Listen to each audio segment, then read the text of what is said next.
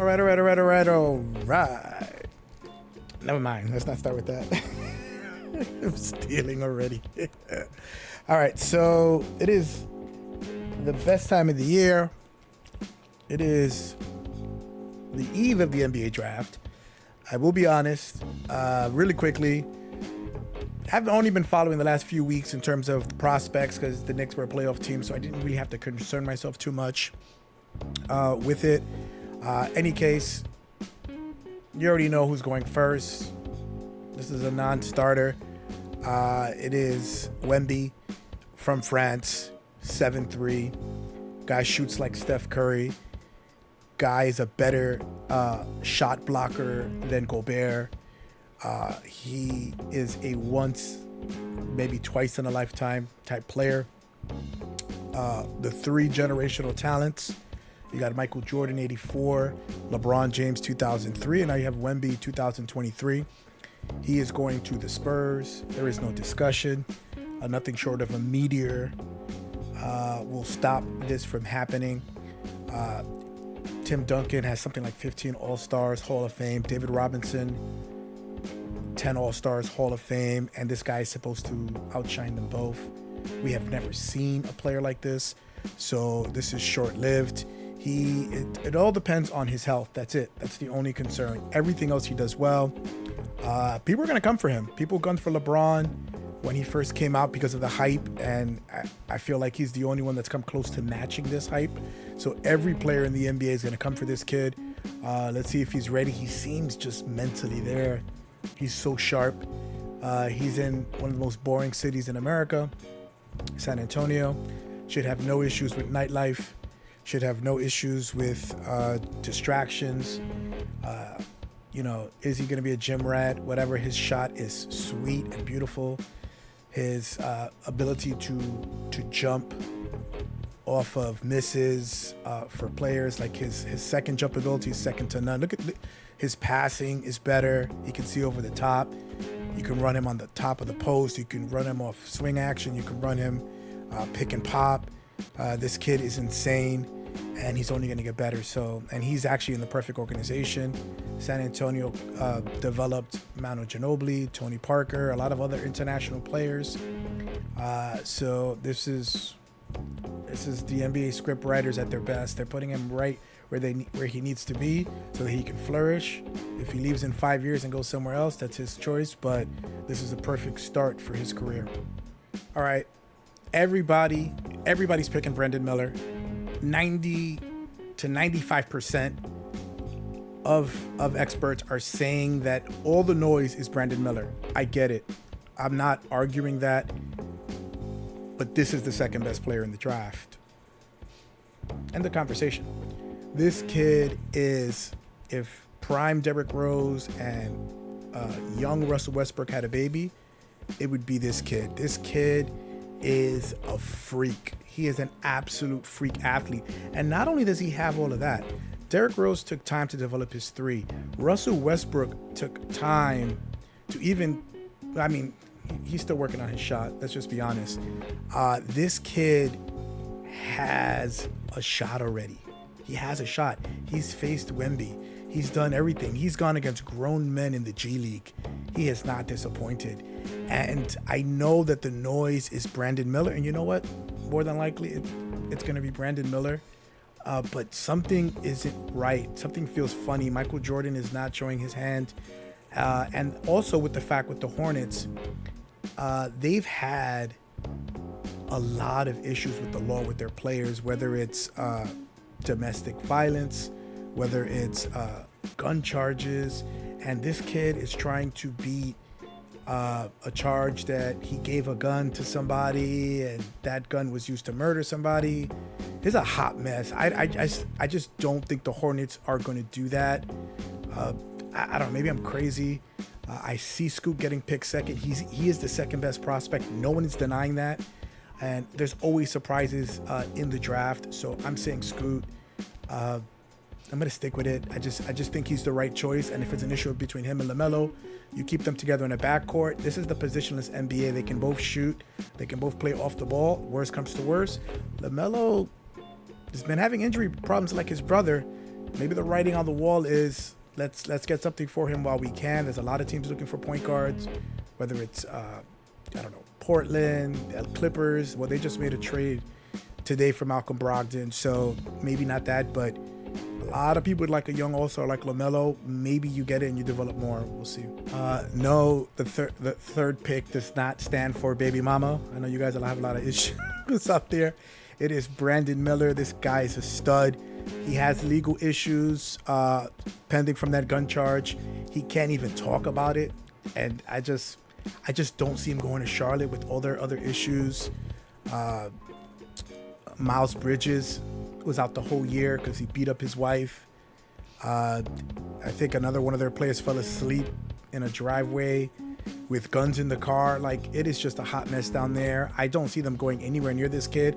I think it's a lot of smoke and mirrors. This pick, the third pick and the second pick are the two likeliest picks to get traded. New Orleans is sniffing around. Are they going to give a Godfather type package? 3 first-round picks, an elite starting talent player, because no one wants to move off of these young guys. With the new collective bargaining agreement, there is going to be an impetus. We're gonna transition to more of an NFL-like basketball league where the premium is going to be the young player. The premium is not going to be these big, heavy contracts that players that teams used to go after because they wanted stars. They wanted to build star teams. This new CBA, this new collective bargaining agreement, is going to empower these draft picks way more. So I honestly think that these picks are at a premium because you get them locked in for 4 to 5 years at a very cheap salary. So look for them to be even more valuable than they were before. Brandon Miller, stretch 3, reminds me a lot of Paul George. Can shoot the 3, good off the bounce. You saw that block right there. He is not a bum on defense. He goes after it. I really see a young Paul George in this kid. 6'9", long arms, and I think he's only going to get better. Hopefully he gets past these legal issues and it doesn't become something that is kind of a black eye for the league on one of its most pristine nights. We're going to see. Most people have him pegged going second. Not going to argue that. He may very well go second. I don't believe anything that anybody in the NBA says on draft eve or during the week. There's a lot of smoke being blown everywhere. Portland is trading Damian Lillard. New Orleans is trading Zion, and then nothing happens. And then this traffic is going this way. Let's just play it out. My choice, I think Brandon Miller is going third. The next guy, we have a pair of twins that are going to be in the top 10. We have Amen Thompson. I think this is the one. Him and Wemby are the two consistent 1 and 4. We still don't know 2 and 3, but 4 is definitely going to be Amen Thompson. This kid is the best athlete in the draft. He's almost like, reminds me of like Scottie Pippen and Sean Kemp. Like, this guy flies. He makes really good decisions. Playing with in the G League has kind of developed his game quite a bit. He's a little bit more polished than his twin brother, which is weird. His twin brother is more of a complete role player. I think this kid has the potential to be an all-star. Still gotta see. I'm not a big fan of his frame. I think he has to put on a little bit of weight. But he is out of all of them in this draft, he is the biggest gym rat. He lives, breathes. Him and his brother, that's all they do. These kids are going to be successful just because of their work ethic. Like, this kid doesn't take time off. There was reports that he has like an iPhone 5. He doesn't care about social media.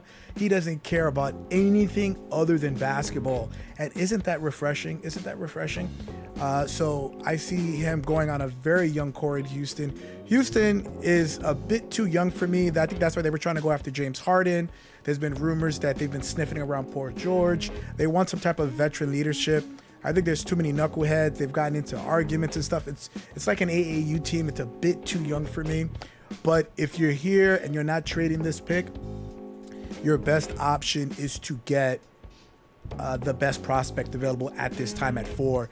And this kid, like I said, along with the top 3 players in the draft, has as good a chance as any to be an all-star in the future. This is the second tier. This is where the second tier of the draft starts. You have tier 1 with Wemby, and he's like godlike, biblical. He's going to be talked about thousands of years from now. And then you have the second tier. So actually, this is the third tier. So the second tier would be Brandon Miller and Scoot. And this kid is in the range of 4 to 7, which is a third tier. But this is a smart move. This guy, also reminds me a little bit of Trevor Ariza. I don't know, like he's just a weird mix of good players. He has good hand. Look at that move. He has good handles. This kid is going to be in the NBA 10, 15 years. We've had a few twins in the NBA. We have a pair of twins now with Markieff and Marcus, and I think you'll see that both these twins are going to be having long careers. All right, with the 5th pick, the Detroit Pistons are up. They're going to keep this pick. I think it's going to be Cam Whitmore. Call me crazy. I've seen, I think, 4 different names here at number 5. So this is truly when I feel like the draft starts. This we don't know what's going to happen here. But Cam Whitmore, to me, is an obvious choice as the 5th best player. He is a freak. Look at his bounce. He can also hit the shot. Look at how violent he. Look at these dunks. Look at these dunks. This kid is insanely athletic. I think he's probably the 2nd best athlete in this draft. But I know Detroit has a lot of bigs. Whether it's Isaiah Stewart, James Wiseman, Marvin Bagley, like they have a ton of bigs. But Detroit doesn't care. They're in talent acquisition mode. They're gonna get the best player and let them kill each other at practice to see who gets minutes. But this kid, and he's coming from Villanova. Villanova makes amazing NBA prospects. I honestly would trade up to get this kid. This kid, look, he did a pull-up 3 there. Like, he is a prototypical NBA player, nice handles. He's a winner. Villanova is a winning program. They teach great fundamentals. You got Josh Hart, you got Mikal Bridges, you got Jalen Brunson, and the list goes on and on and on and on and on. And this kid is another line in that succession. Cam Whitmore should be the 5th pick, but again, this has been the most unknown is the 5th pick as to who's going to go. This is my choice. I think Detroit's going to do this. So we'll see. All right, with the Orlando Magic at the 6th pick, I got the other twin, Osar Thompson. I'm sorry if I'm mispronouncing that name. I got him going here. I've seen a full range of players here. It's really a crapshoot at this point, but I do like his upside. I like his ball handling. I like his work ethic, just like his brother. And Orlando can really go anywhere, but I think they're pretty much set at the forward position. I don't think there's much time to give to any forward. That's why I think Jarice Walker's stock drops a little bit here. But I think the potential for this kid is too much. He's more of a role player, unlike his brother. He is, does the dirty work, will pass open, get his teammates involved. The same athleticism as his brother for the most part. This guy, look, he got bounced. This kid is good. He played in the G League again, which is an advantage over college because you're playing against grown men in the G League. So I think the Magic need someone versatile like this kid that can be all over the place. And I don't think they're sold on their point guard position. They got Markelle Fultz, Michael Carter-Williams, and then they got Cole Anthony. So I don't see anybody there burgeoning. I don't see any stars there. So I think you take this kid because you could put him at the 1, you could put him at the 2, you could put him at the 3. He's versatile. He's all over the place, and he's gonna play whatever role you tell him to. Like he's not gonna bitch and moan. He's out there to hustle and to play hard, and he's gonna capture any coach's heart with his hustle and the fact that, like I said, like his brother, he's a gym rat. The one caveat I'll say with both these twins is, twins are weird. They're weird entities. It's like one spirit, 2 bodies. So can they deal with being apart? They've never been apart before. So is there going to be an issue where you have to figure out a way to get them on the same team? Like, listen, twins are they're weird creatures. So you have to consider that. The Magic do have another first round pick at number 11 through Chicago. That they're not going to get any of the twins at that point. But I like this kid. I think he's going to go. I think he's the best fit for Orlando, but we shall see. All right, I got the Indiana Pacers taking Taylor Hendricks here. He is considered, in argument, the top 3-and-D guy in the draft. Springy, plays defense, can hit the outside shot. Prototypical 3-and-D for the most part. But he plays at the 4 position, so it'd be very. He can play, I think, at the 3 or the 4. I think he has the ability to play defensively at the 3 as well. And the Indiana Pacers have been looking for a power forward all of last year. There was reports of them potentially conversing with the Knicks, with Obi Toppin. They're just looking for someone to slide in there, to take lobs, to play good defense, to hit the open 3. I'm not sure exactly here. It could be Jarace Walker. It could be anybody. I think this is the one team that you feel like is going to take a power forward no matter what. Whoever's available out of all the power forwards, they're going to take it. Look, this kid goes after the ball defensively. He's springy. He has a nice compact body. He goes after it. So I think this is the pick here. This is the smart pick. Unless the pick is traded, they do have one or two other first round picks that they could potentially, go back and just take someone that slips at the 4 down the road, and maybe they move this pick and like punt it down the road and get a first round pick next year. Who knows? But it could be anybody here. But I do think the position is going to be a 4. They're in desperate need of a 4, and they might also sign one in free agency or trade for another 4 so that they can have 2 4s that are competing in practice on an everyday basis. The Pacers have a very good future in Tyler Halliburton. They just re-signed Miles Turner. So they have a start. They have the Canadian kid. I forget his name. All right, Benedict Mathurin. My apologies. I will not forget. This kid is a stud, and I think they have a good future. They just need to do complementary pieces around Benedict Mathurin and Tyrese Halliburton. I think those are the best options. And again, a person that can shoot 3 and defend, that doesn't need a lot of touches, I think is a perfect complement for that young team. Our biggest surprise of the draft, and every year there's a riser. Last year was Jalen Williams. I liked the pick. Before it was, Tyrese Halliburton a few years back. This right here is the riser that I've been hearing the most about. And I don't think people are talking about him because they're terrified if they mention him, someone's going to go up and snatch him. Now, the Wizards traded Beal, just traded KP. We don't know what they're in talent acquisition mode. They need 1 through 5. They need multiple first round picks. They need a lot of help. I don't know if Kyle Kuzma's coming back. I don't know if he wants to be the Lone Ranger. This is the most upside pick, Kobe Buffkin. This kid's name, the thing that you need to understand when you watch the NBA draft, listen to who they're not talking about. Don't listen to about who they're talking about, whose names are being leaked. That's all smoke, okay? This kid, they're terrified to say his name. It's like Candyman, and this is the guy. This is the guy that could be the diamond in the rough, could be a potential all-star. Like, there's a lot of players, whether it's Klay Thompson, even Kobe Bryant. There's a lot of players that slipped through the draft. Nikola Jokic, the Joker was the 41st. Draymond, like the list goes on and on and on and on and on.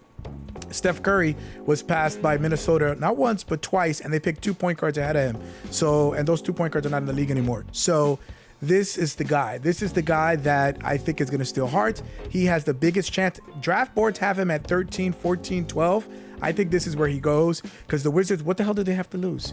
And if they're terrible next year, then they get another high draft pick. They're not playing these games. I think this is the biggest surprise of the draft. And I think with half a brain, this is who the Wizards take. You have nothing to lose. Everybody else is going to be kind of a rotation piece. This kid has the highest upside of almost anybody in the draft outside of Wemby and Scoot. So I'm sorry, you got to take this kid. He is intelligent, basketball IQ, can shoot all 3 levels, finish at the basket, can play defense, is a leader. This kid, I think this is the kid. I got Utah. Rumor has it that Colin Sexton is being shopped. So that's going to open up a point guard spot. I think Anthony Black is the best option at this point here. He is versatile. He is a Swiss Army knife who defends, does a little rebound. He doesn't do anything great, but he is a great role player that you need on championship teams to win. Utah wants players that come in, go to work, and do a little bit of everything. Utah already has a very good youth foundation going. They have a lot of picks coming both from Minnesota and from Cleveland because of the respective Donovan Mitchell, Rudy Gobert trades. So they have a lot of draft capital coming in. You can take a swing on an Anthony Black because he's not going to disappoint. He's going to give 110%. He's going to do a little bit of everything well. He's not going to screw up. I don't think he's making an all-star team. Well, I pretty much know he's never going to make an all-star team. He's not going to be a superstar per se, but he does everything right. And I think people need to understand that these players are invaluable. You need players that don't need a lot of shots, that are happy with 2 or 3 shots a game if they get it. And if they get those 2 or 3 shots a game, more than likely they're going to make a half, or they're not going to ruin it for you. They're going to make the right pass when you need it. They're going to just dive on loose balls. And this is the kid. This is the hustler here. Andre Iguodala made a whole career, and obviously he was a lot more skilled offensively, of hustle. Hustle sells. And this is a kid that I think fits perfectly with Utah's culture. He's always seemingly at the right place at the right time. I think this is the best pick for them. I think they're going to keep the pick. So I have Anthony Black here.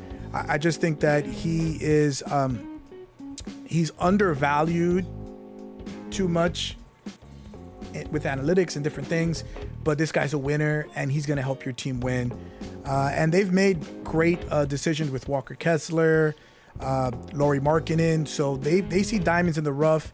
Anthony Black is another kid, and look, he can guard, I think, 1 to 3. He's tall. I think he's about 6'7". He's a tall point guard. And again, the writing on the wall with Colin Sexton on the way out, I think this is the kid that they're bringing. We are at the 10th pick, the Dallas Mavericks, the pick that they stole from the Knicks by tanking the rest of the season. Hex. No, I'm kidding.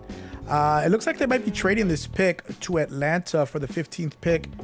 And either Clint Capella, John Collins. I mean, it's just such a vanilla name, so whatever. Anyway, so I think it's going to be, the rumor has it that it's John Collins going to Dallas, and then they're switching picks 15 and 10.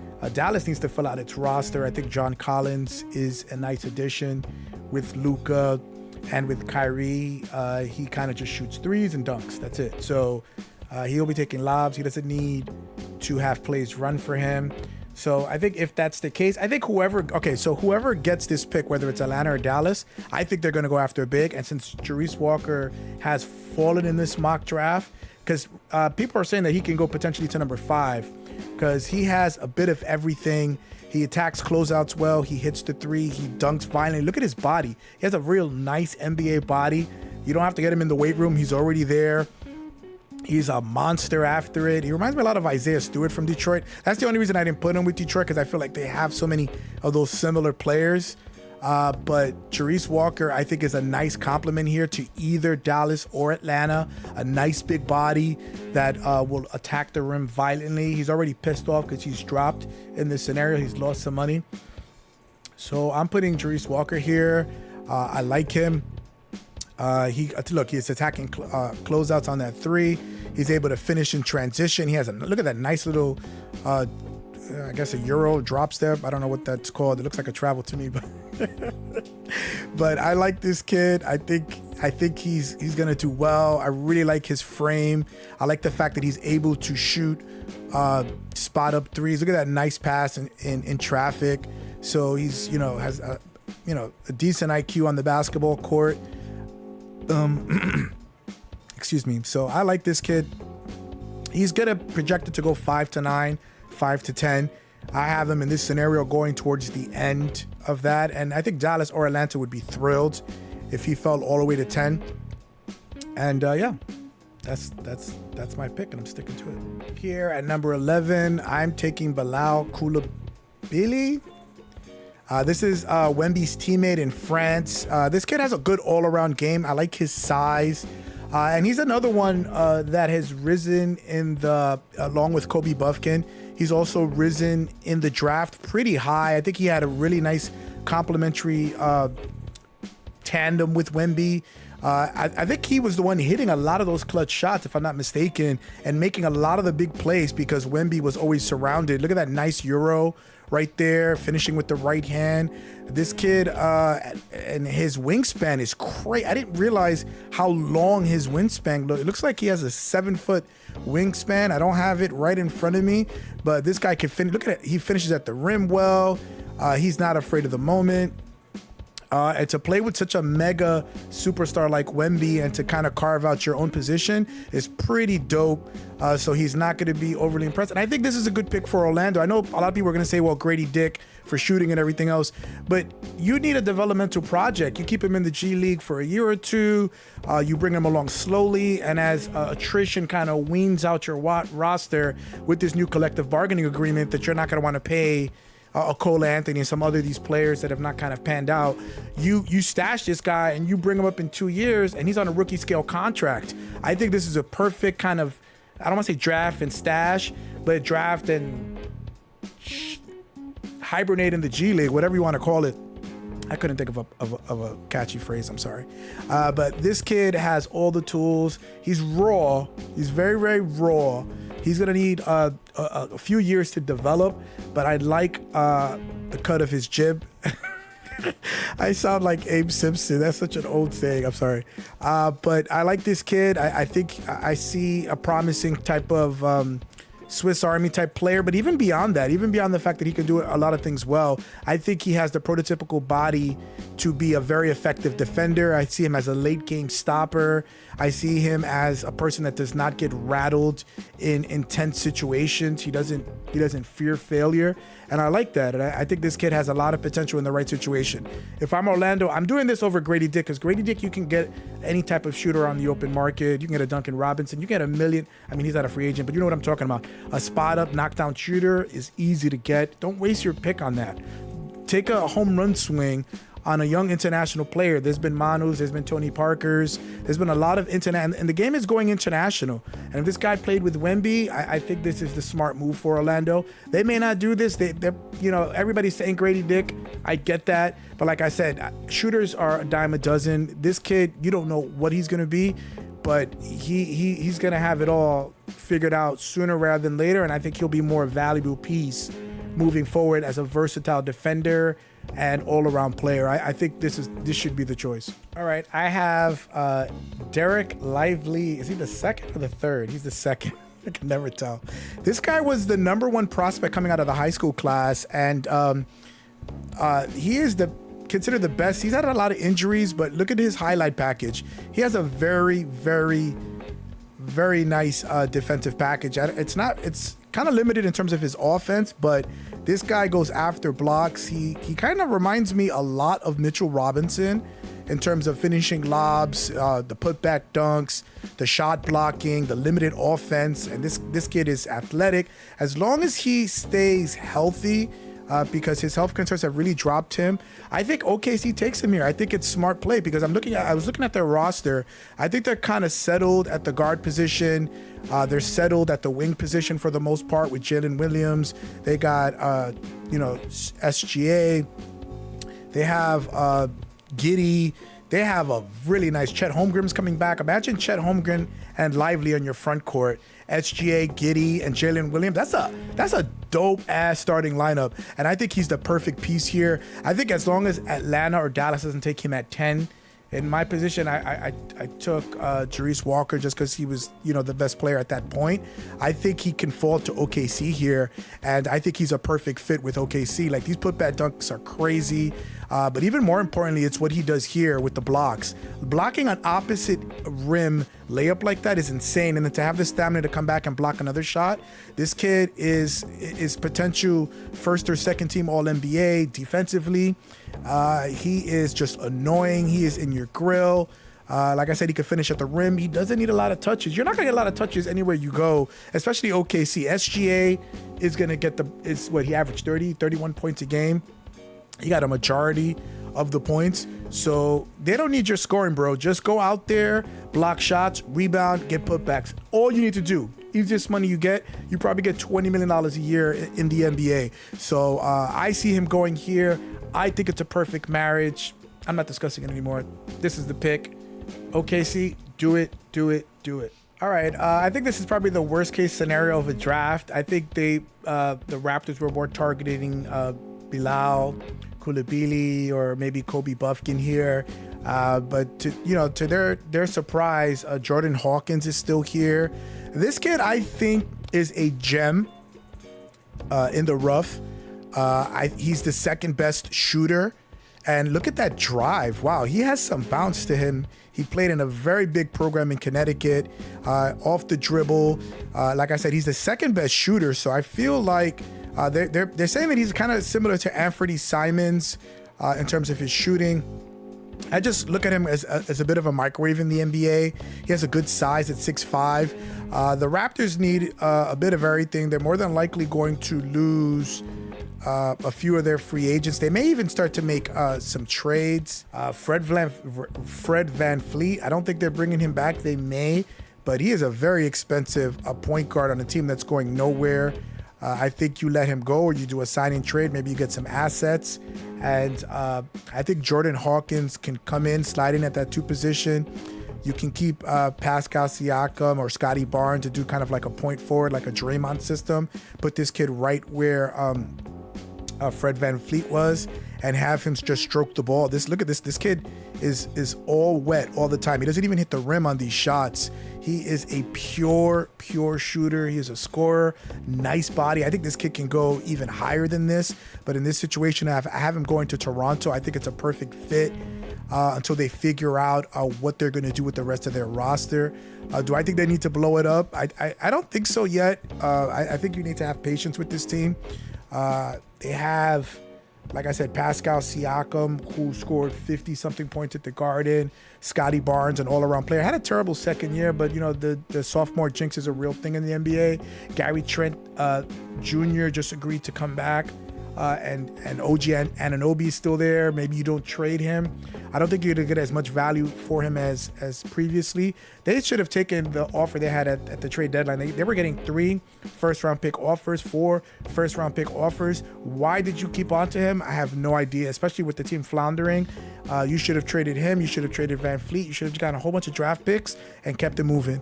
I don't know what Majid Ujari was doing, but listen, he's known as a genius, so he's gonna make his choices. And who else they have? They need to fill out the team. They have Jacob Poletti, who come back more of a typical back to the basket center. But I like Jordan Hawkins here. I really do. I think he fits Toronto's culture. I think he can come in and light it up right away, and he can give you some of those points that you're going to lose with Fred Van Fleet. I don't think Grady Dick makes sense here, because Grady Dick is a one-trick pony. He can shoot and nothing else. This kid, look at these drives to the basket. Look at his ability to finish at the rim. Look at the mid-range game. Look at the three-point shot. This kid could be an all-star in the future. Like this kid has it all. All the tools are available to him. Maybe work on his defense a little bit. I've not heard too much about his defense, but he's just known as a flamethrower. Look at that. Off the dribble, mid-range. That is not an easy shot, man. This is crazy. He's shooting NBA range there with no problem, with no hesitation. So I think the Raptors would be pleasantly surprised if he fell into their lap. I think this is a stud here. All right. With the last pick of the lottery, I'm not doing more than the lottery. It's a lot of work. I have them taking Jalen Hood Serafino here. And listen, this is my thought process. The Pelicans are trying hard, according to reports, to get into the top 3, to take Scoot. I don't think it's going to happen. They're going to have to give up a major package. I don't think they have the guts to do it. I don't think that they want to risk trading Brandon Ingram or Zion just to move up to get a potential, all-star that they already have, unless they're worried about salary cap implications. But one thing that I noticed on their roster, they don't really have a lot of big guards. They have CJ McCollum, who's short as hell, and then they have Jose Alvarado, who's short as hell. Like, they don't have a sick, and this guy ran the offense under Mike Woodson, who was in the NBA, so you know that they were learning NBA-style offenses. I'm not sure what they ran with the Hoosiers, but he ran the offense for a while as like a point forward, point guard type situation. So he can handle the ball, he can shoot the ball, he can, I think he had the courageousness to be able to try to run a team when he didn't really have experience doing that. And he did a pretty good job. I think he was the freshman of the year, the SEC freshman of the year. This kid, I think it's a good fit. I think you put a bigger guard, like I said, they have good wings. They have very good wings with Brandon Ingram and Trey Murphy. Zion, if he stays healthy, unless you want to try to get a power forward potentially to fit in his role. But again, this is another wild card that we don't know, because we don't know what the Pelicans are thinking. Will they trade out of this position? Will they trade up Like there's a lot of options here with the Pelicans. I'm just looking at their roster, and I think a big guard that you can put in late game situations that can potentially run the offense, I think is the best option for them. But again, we don't know. Grady Dick is still on the board. Like I said, it could be a Grady Dick situation here. I don't know how much sense that makes, but I like this kid's versatility, and he's been rising on draft boards. He is a late bloomer, as they say, and I think this is the last pick. I think this makes the most sense. But anyway, so that's the video. Those are my 14 picks. Everything is fluid. Again, we're seeing potentially the Hornets or the Blazers trade down. We have the Pelicans trying to move up. So we're gonna see what happens. It's gonna be wild. The one thing we know is Wemby's going number 1 unless the meteor hits planet Earth. So that's a given. But this is a great draft class. Apparently the next 2 draft class are gonna be crap. So we got to enjoy this draft class. There's a lot of potential all-stars in the top 14, top 15, top 20 players here. There's a generational LeBron, Michael Jordan type player in Wemby, which never happens. So that's dope. So, you know, we have, this is going to be fun. I'm actually going to be at the draft. So if you see me, say hi. I'm going to see if I live blog it. I'm not even sure, or just kind of put it on YouTube Shorts. But be on the lookout for those little videos that come up. But I'm excited for all these picks.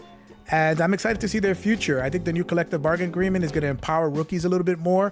They're going to become more valuable. You're going to have to develop them faster. You're not going to be able to just sit them on your bench 2-3 years, wasting their life, wasting everybody's life, while you play veterans that are going to become priced out. I think we're going to see a lot more youthful basketball, a lot of more younger players getting meaningful minutes early, so you can make a determination earlier whether or not you want to extend them or not.